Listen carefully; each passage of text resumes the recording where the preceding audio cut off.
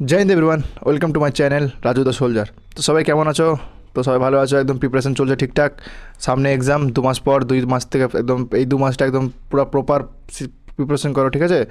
এবারকার সামনের বার ভালো নাম্বার পেতে হবে। কোনো মেরিট ফেরিট নিয়ে যেন না টেনশন হয় যে ফাইনাল মেরিটে কত কাট অফ যাবে, কাট অফ নিয়ে যেন একটা ভিডিও না দেখতে হয়, ঠিক আছে? এমন করে প্রিপারেশন করো। চান্স এখনই, এই 2টা মাস, এই 2টা মাসে তোমার হাতে পাওয়ার আছে, ঠিক আছে? তুমি হাতে পাওয়ার আছে, তুমি কত ভালো নাম্বার পেতে পারবে। সেই নাম্বার পাওয়ার পরে তুমি কাট অফ নিয়ে টেনশন করবে কি করবে না সেটা তোমার হাতে। যেরকম আমি যে নাম্বারটা পেয়েছিলাম 145, আমার কাট অফ নিয়ে আজ পর্যন্ত টেনশনই হয়নি যে ফাইনাল কাট অফ কত যেতে পারে। আমি ইউটিউবে ভিডিও দেখি না যে কত কাট অফ যাবে না যাবে, কিন্তু যাদের কম নাম্বার থাকে তারা কিন্তু হাজারো ভিডিও দেখে, টেনশনে দেখে যে কত কাট অফ যাবে না যাবে। তো সেই টেনশন যাতে না হয় সেই জন্য তুমি মন দিয়ে এখন থেকে পড়ো, আর নাম্বারটা 120-130 পাওয়ার চেষ্টা করো, ঠিক আছে? অবশ্যই পারবে, কেন পারবে না? অবশ্যই পারবে। 120-130 পাওয়া কোনো অসম্ভব ব্যাপার না। আমি পেয়েছি বলে আমি ভ্যানটায় উল্টা পাল্টা যা হচ্ছে বলছি সেটা না, পাওয়া যাবে বলে আমি পেয়েছি, মানে কি তোমরাও পেতে পারবে। আর পেলাম কী করে? পড়াশোনা করে পেলাম, তো পড়তে হবে, এটাই একদম মূল কারণ হচ্ছে অঙ্ক রিজনিং মন দিয়ে ফোকাস দিতে হবে। অঙ্ক রিজনিংয়ে ফুল মার্কস পাওয়া সম্ভব, অঙ্ক রিজনিং হিন্দিতেও ফুল মার্কস পাওয়া সম্ভব। তো এই সাবজেক্টে বেশি জোর দিতে হবে। জিকে নর্মাল করে পড়ো, জিকে তুমি যতই পড়ো তুমি ঠিক নাই, কিন্তু চুপ পড়ো। আজকের ভিডিওতে আমি মানে আমার ফেলিয়ারের কথা বলবো, ঠিক আছে? 2023 যে এক্সাম হয়েছিল, সেই এক্সামে আমি কেন ফেল হয়েছিলাম। আমি ফাইনাল মেরিটে ফেল হয়েছিলাম, ঠিক আছে? যারা জানো যে আমি ফাইনাল মেরিটে 1 নম্বরের জন্য ফেল হয়েছিলাম। আমি 68 পেয়েছিলাম, আর এসসি, আমি বর্ডার ডিস্ট্রিক্ট, আর ফাইনাল কাট অফ গেছিলো হচ্ছে বিএসএফের জন্য, মানে 69। আমি 68 পেয়েছিলাম, তো 1 নম্বরের জন্য আমার বিএসএফটা হয়নি। তো কেন হয়নি, মানে কোথায় কোথায় আমি ভুল করেছিলাম, আর পুরো প্রসেসটা, মানে আমি পুরো জার্নিটা 2022-23 পুরো জার্নিটা আমি আলোচনা করবো। তো ছোটো থেকে আমার স্বপ্ন ছিল ইন্ডিয়ান আর্মিতে যাওয়া। তো আমি বুঝতাম না বিএসএফ কী, সিআইএসএফ কী, সিআরপিএফ কী, একটাই জিনিস বুঝতাম, ইন্ডিয়ান আর্মি। তো এটা তাছাড়া বুঝতাম না। তো ছোটো থেকে চেয়েছিল ইন্ডিয়ান আর্মিতে যাওয়া।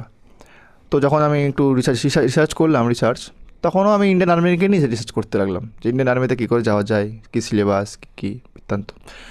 তো ওই সময় তো লকডাউনের পরে তো যে একটা ভ্যাকেন্সি যেটা ছিল লকডাউনের আগে, সেটা তো ক্যান্সেল করে দিল। তারপরে তো দাঙ্গা টাঙ্গা এইসব আর্মি নিয়ে লাগলোই। তারপরে হচ্ছে ইন্ডিয়ান আর্মিতে কি অগ্নিবীর সিস্টেম করে দিল 4 বছরের জন্য। তো আমি ফর্ম ফিল আপ করলাম। তো দেখলাম যে ফার্স্টে মাঠ আছে, তারপরে এক্সাম, ঠিক আছে? তো মাঠের পুরো প্রিপারেশন নিতে দেখলাম, ফর্ম ফিল আপ করে দিয়েছিলাম। তারপরে যখন অ্যাডমিট কার্ড আসে, তখন আমার অ্যাডমিট কার্ড আসেনি, আমার ফর্মটা রিজেক্ট হয়ে যায়, কারণ আমার আধার কার্ডের নাম ভুল ছিল। আমি আধার কার্ডের নাম আর আমার রিয়েল নাম, আমি যারা ফর্মে অ্যাপ্লাই করেছিলাম দুটো আলাদা, তো আমার ফর্ম রিজেক্ট হয়ে যায়। তো 2 ডিসেম্বর আশা করি 2 ডিসেম্বর 2022 আমাদের র্যালি ছিল অগ্নিবীরের। তো আমার খুব দুঃখ পাই যে আমি প্রথমবার আমি দিতে পারলাম না। আমি মাঠে অনেক প্র্যাকটিস করেছিলাম, আমার মাঠও ভালো ছিল, আর আমার খুব কষ্ট হয়েছিলাম যে এত এত মেহনত করলাম, যে আমি দিতেই পারলাম না। মানে আমি দিয়ে ফেল হতাম তো একটা এক্সপিরিয়েন্স পেতাম, কিন্তু আমি দিতেই পারলাম না। তো আমার তো মাথা পুরো খারাপ হয়ে গেলো যে কী হবে না হবে। তখন আমি মানে হঠাৎ করে একটা মোবাইলে মানে ইউটিউব ঘাঁটতে ঘাঁটতে দেখলাম যে এসএসসি জিডি বলে কিছু একটা আছে। তখন ফার্স্ট জানতে পারলাম যে এসএসসি জিডি বলে কোনো এক্সাম হয়, আর তার থ্রু থেকে এই প্যারামিলিটারিতে যাওয়া যায়। তখন আস্তে আস্তে আমি জানতে পারলাম যে বিএসএফ আলাদা হয়, সব কিছু ডিউটি। তখন থেকে আমি পুরো একদম ইউটিউবে মানে রিসার্চ করতে শুরু করলাম যে কোনটা কী হয় না হয় না হয়। তো এর কোন জব প্রোফাইল কীভাবে কী না, হ্যাঁ, সব আস্তে আস্তে আমি ডিটেলস মানে জানতে পারি, নলেজ আছে। তো আমি এসএসসি জিডির ফর্ম ফিল আপ করে দিই এই কত নভেম্বর মাসের শেষের দিকে, হয়তো মানে নভেম্বর মাসের শেষের দিকেই, কারণ নভেম্বর মাসের শেষের দিকে জানতে পারলাম যে আমার অ্যাডমিট কার্ড আসেনি। ডিসেম্বর মাসের 2 তারিখে র্যালি ছিল, তো 7-8 দিন আগে তো জেনে যাবো। তো তখনই আমি ফর্ম ফিল আপ করে দিলাম। তো ফর্ম ফিল আপ করার পর তো এক্সাম আছে জানুয়ারি ফেব্রুয়ারিতে এক্সাম, আগেই বলে দিয়েছিল এসএসসি জানুয়ারি ফেব্রুয়ারিতে এক্সাম আছে। আর আমার হাতে সময় ছিল ডিসেম্বর, 1 মাস। 1 মাসে কী আর করবো? আমি কোনো দিন প্রিপারেশন করিনি, জানি না যে কীভাবে কী করতে হয়। আমি তো জানি যে মাঠ করতে হয়, শুধু দৌড়াতে হয়, দৌড়ালে পরে একদিন ফজ হয়ে যাবো। পড়তেও হবে, সেটা আমার অত নলেজ ছিল না যে কী পড়তে হবে। যাই হোক, তো তো হঠাৎ করে RWর একটা ভিডিও আছে, তো অঙ্কিত ভাটি স্যারের, তো এরকম এরকম স্ট্র্যাটেজি দিচ্ছিলো যে পড়তে হবে না পড়তে হবে। তো পেড কোর্স, তো আমি 1 মাসের জন্য পেড কোর্স আমি আর কিনতে চাইছিলাম না, যে কী কিনবো পেড কোর্স। আর আমি পেড কোর্স মানে বুঝতে পারছিলাম না যে কিনা উচিত না কিনা উচিত, হ্যান্ডাই টাকা দিয়ে ওয়েস্ট করে তো লাভ নেই। তো পরমবীর ব্যাচ থেকে আমি পড়েছিলাম, তখন আমি পরমবীর ব্যাচ জেনেছিলাম যে ফ্রি ব্যাচ, পরমবীর ব্যাচ। আমি ইউটিউবে হঠাৎ করে মানে র্যান্ডামলি সার্চ করেছিলাম যে SSC GD math class free batch, ঠিক আছে? তো পরমবীর ব্যাচ টেস্ট ছিল, তো আমি টিপলাম, তো ক্লিক করলাম। তো ক্লিক করার পরে আমি একটা দুটো ভিডিও দেখলাম, তো ভালো লাগলো। তো আমি লাগাতার ওই 1 মাস মানে পুরো ডিসেম্বর আমি ভিডিও দেখলাম। তো আমার তারপরে আমি অ্যাডমিট কার্ড আসলো, তো আমার ডেট ছিল ফেব্রুয়ারি মাসে, ঠিক আছে? ফেব্রুয়ারি 6 তারিখে। তো আমি আরও 1 মাস সময় পেলাম, মানে ডিসেম্বর জানুয়ারি। তো ডিসেম্বর জানুয়ারিতে 2 মাস আমি শুধুমাত্র অঙ্ক রিজনিংটাই করেছিলাম। হ্যাঁ, জিকেতে হাতই দিইনি। আর হিন্দি টুকটাক মানে জাস্ট আমি সিলেবাস জানছিলাম যে কী কী আসে, কিন্তু পড়িনি কোনো কিছু, মুখস্থ করার কিছু করিনি। 1 মাস প্রথম মাসে অঙ্ক করেছিলাম, তো প্রথম মাস তো বেরিয়েই গেল কী থেকে না করবো না কীভাবে যাই হোক। তো জানুয়ারি মাসে আমি ভালোই পড়ছিলাম, আর যেগুলো জানুয়ারি মাসে এক্সাম তো শুরু হয়ে গেল 10 তারিখ থেকে, তো যে অ্যানালিসিসগুলো করছিলো ওই অ্যানালিসিসগুলো একটু প্র্যাকটিস করছিলাম। তো এই করে 6 জানুয়ারিতে পরীক্ষা দিয়ে আমি যে 80টা কোশ্চেনের মধ্যে 42টা কোশ্চেন অ্যাটেম্প্ট করেছিলাম, কষ্ট মষ্ট করে পুরো টাইম শেষ। অঙ্ক পারছিলাম না, যাই হোক কিছু পারছিলাম না। পরে যখন রেজাল্ট আছে দেখি 32 না 33টা ঠিক হয়। তো টোটাল নাম্বার হয় নর্মালাইজেশন যুক্ত করে আমার নাম্বার হয় 68। ও হ্যাঁ, স্কোর ছিল 64, আর হচ্ছে নর্মালাইজেশন স্কোর হয় 68। তো আমি তো আশা ছেড়ে দিয়েছিলাম যে এই নাম্বারে কী হবে, হবে না। তারপরে কাট অফ ভিডিও দেখতাম, তো অনেকে বলতো হয়ে যাবে, অনেকে বলতো হবে না, অনেকে বলতো হয়ে যাবে, অনেকে বলতো হবে না। তারপরে ফিজিক্যালের কাট অফ আসলো।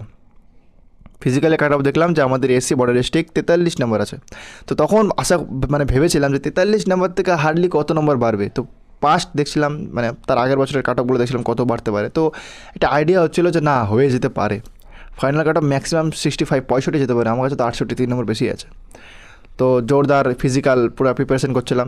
আর একটা কথা, যখন আমি প্রিপারেশন করছি, যখন আমি মানে পড়ালেখা করছিলাম এক্সামের জন্য, তখন থেকে আমি দৌড়াতাম, ঠিক আছে। আর সেই দৌড়ানোর জন্য আমার পড়াশোনার টাইম একটু কম পেতাম। সকালে দৌড়াতাম, সকাল করে দৌড়াতাম, আর বডি থাকতো, রিল্যাক্স থাকতো না দৌড়ানো। আমি তো জানতাম যে ফৌজ যেতে গেলে দৌড়াতে হবে, হ্যাঁ ঠিক আছে, তো ওটা নিয়ে থাকতাম। কিন্তু 5 কিলোমিটার কমপ্লিট করতে যে 2 মাস 3 মাস দৌড়ালে যে অনেক, তো সেটা নলেজ ছিল না, আমি পুরো দৌড়াতাম। তো এক্সাম শেষ হয়, তারপর প্রিপারেশন শুরু করি মানে রানিং। তার ফিজিক্যালের দিন আসে, ফিজিক্যাল দিই। ফিজিক্যালে হাইট নিয়ে ভাবছিলাম হাইট হবে কি না, হয়ে গেল, রানিং ডাঙাতে বলেছিল আগেরবারও। তো ফিজিক্যালও কমপ্লিট হয়, তার 2 মাস পর মেডিকেল হয়, মেডিকেলও কমপ্লিট হয়, মেডিকেলও ঠিকঠাকভাবে চলে যায়। তারপর ফাইনাল কাট অফের ওয়েট করি। তো আমি ভেবেছি আমার হয়ে যাবে, আমি ফুল কনফিডেন্স যে আমার তো হয়েই যাবে, 68 নাম্বার আমার তো একদম হয়ে যাবে। এবার যেদিন রেজাল্ট আসে, সকালে রেজাল্ট ছিল, এবার দেখি কি, আমি তো আমার নাম খুঁজছি রেজাল্টে, কাট অফ কত হয়ে গেছে দেখিনি, আমি আমার নাম খুঁজছি পিডিএফে, দেখি আমার নামইটাই নাই। তো আমার তো পুরো মন খারাপ হয়ে গেল যে নাম নাই। তারপর কাট অফ দেখে যে কাট অফ 69 গেছে। হ্যাঁ, আমার তো পুরো একদম বিশ্বাসই করতে পারছি না যে কী হলো এটা।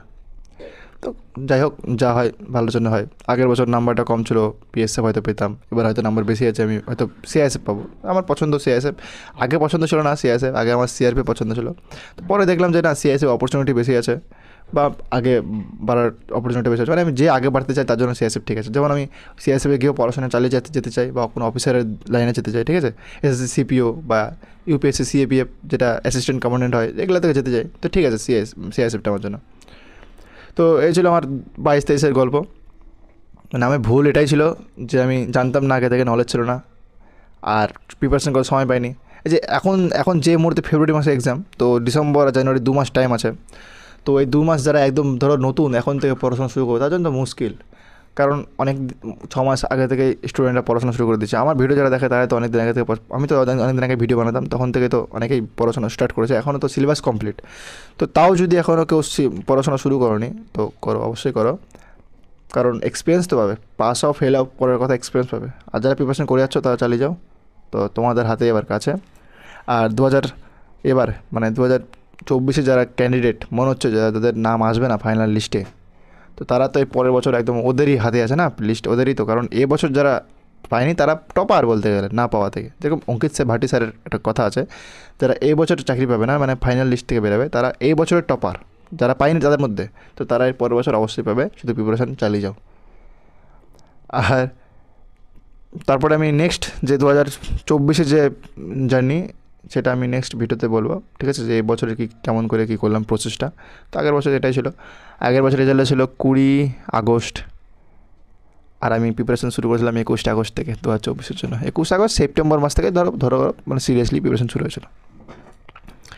তো কমেন্ট করো কোনো রকম ডাউট থাকলে, নাহলে আমাকে তো ইনস্টাগ্রামে মেসেজ করতেই পারো, আমার তো লিঙ্ক দেওয়া থাকবে ডিসক্রিপশানে।